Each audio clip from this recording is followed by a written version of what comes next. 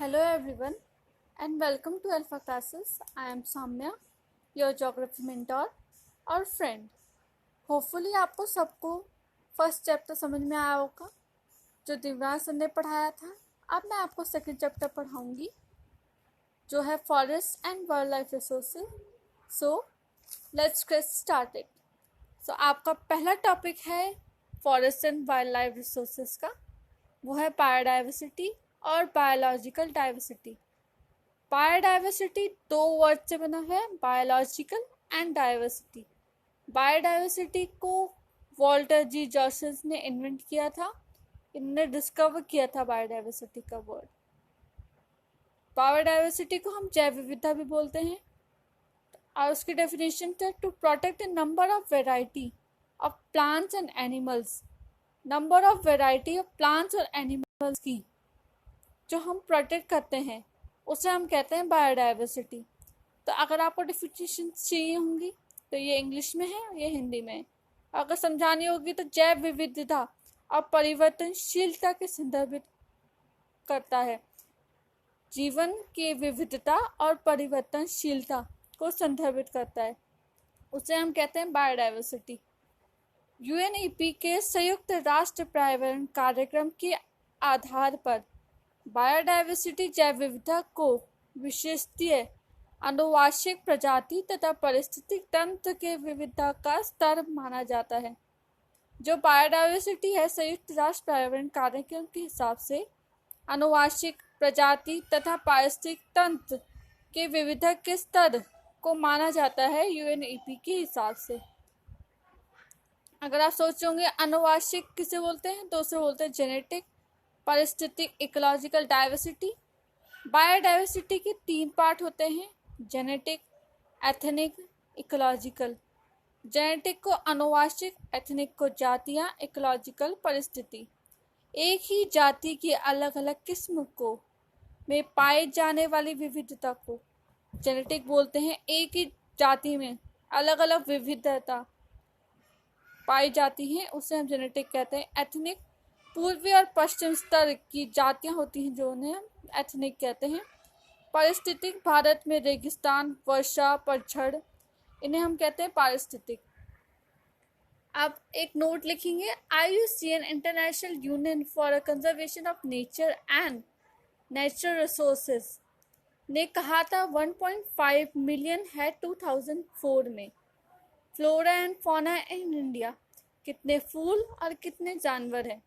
India is आपको जान की खुशी होगी कि India is one of the world richest country in the terms of its vast area of biological diversity and has nearby 8% of total number of species in the world estimated to 1.6 million.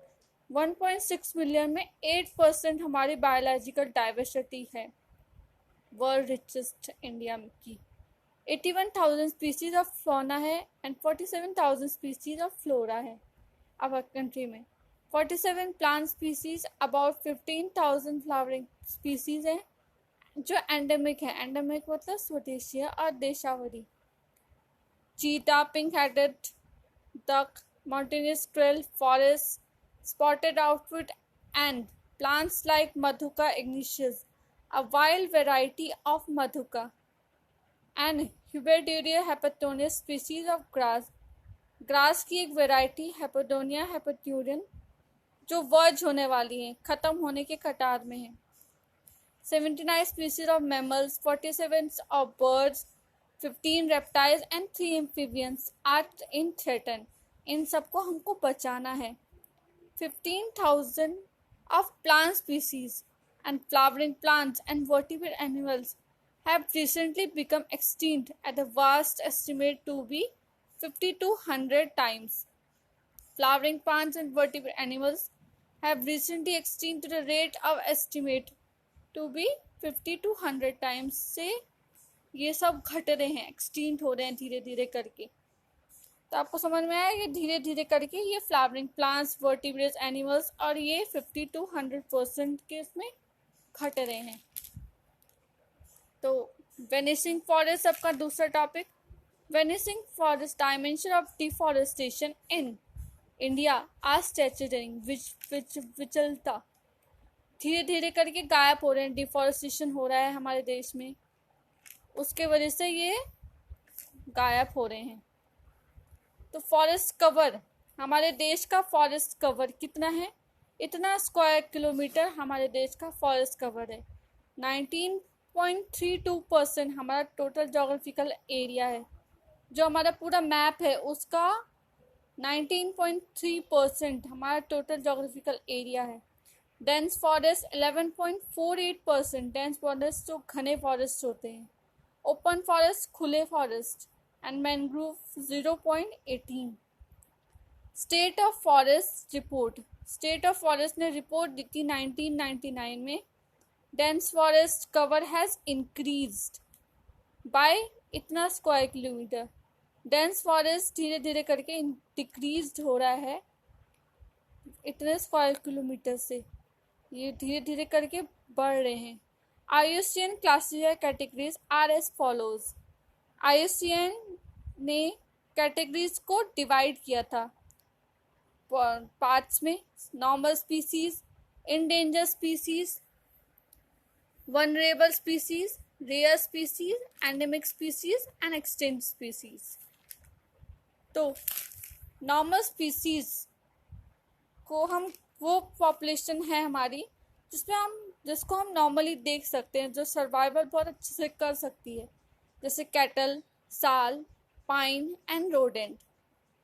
Endanger species, the species which are in danger of extinction, जो धीरे धीरे करके गायब हो रही हैं, जो danger में है एक्सटिंक्ट होने के।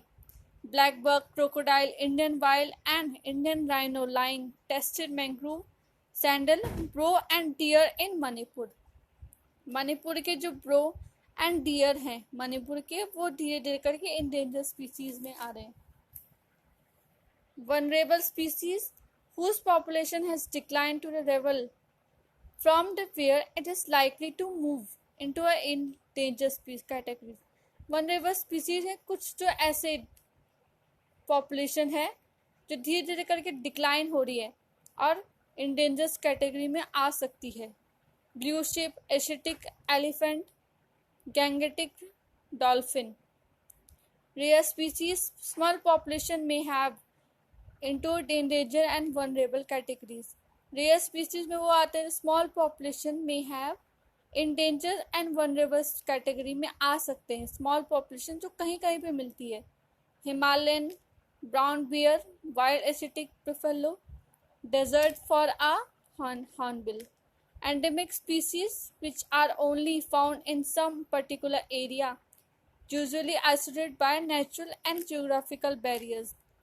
Species which are only found in some particular areas, ऐसी स्पीसीज जो कुछ पर्टिकुलर एरियाज में मिलती है और आइसोलेटेड किया जाता है उनको नेचुरल और जियोग्राफिकल बैरियर्स में, जैसे Andaman teal, Nicobar pigeon, Andaman wild pig, mithun in Arunachal Pradesh. Extinct species, species which are not found in searches. Extinct species वो होती हैं जो आप सर्च कर ही नहीं सकती, जो बिल्कुल ही एक्सटिंक्ट हो चुकी है, जैसे pink head duck and Asiatic cheetah. Thank you for clicking my video and see you soon. Good bye.